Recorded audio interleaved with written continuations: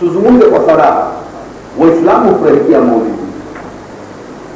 Madhara ya maulidi ni kitu gani? Kuna watu wamertadi kwa ajili ya maulidi? Hasha. Kuna watu wameatasada kwa ajili ya maulidi? Watakwambia sio stahi. Lakini kuna watu kufanya maasia.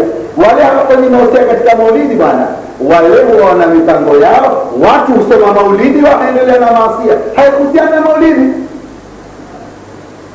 Lakini ya ukweli katika maulidi watu hufanya maasia. Hasha wakala. Maulidi kama haya, ndani ya maulidi hata yule mwenye maasia hupumzika. Lakini maulidi yamenufaisha Uislamu?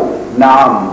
Watu kadha wa kadha wamesilimu kwa ajili ya maulidi, kadha wa kadha, mamilioni. Ukitaka kuhesabia listi ya maulidi watu wamesilimu.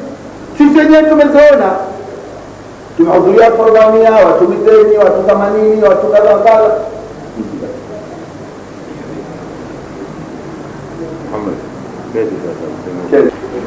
Basi maulidi hayana madhara, na watu kwambia la, lakini maulidi ni israfu.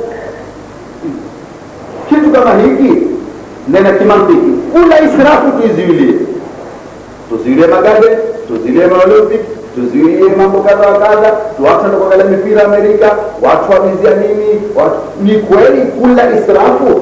Kwa nini kuna maulidi tu ni israfu? Kuna watu wafanya israfu zaidi ya kipimo. Nenda kasoma katika magazeti. Salman bin Abdul Aziz alipokwenda Ulaya katika Olympia alitumia bilioni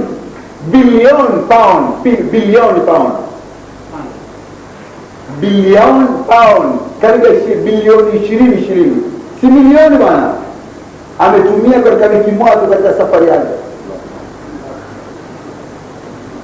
Alhasil, maulidi ni kitu cha kheri. Kumfurahikia mtume ni rahma, huwa khairu mimma yajmauna. Mambo haya ni bora zaidi kuliko wataka kukusanya.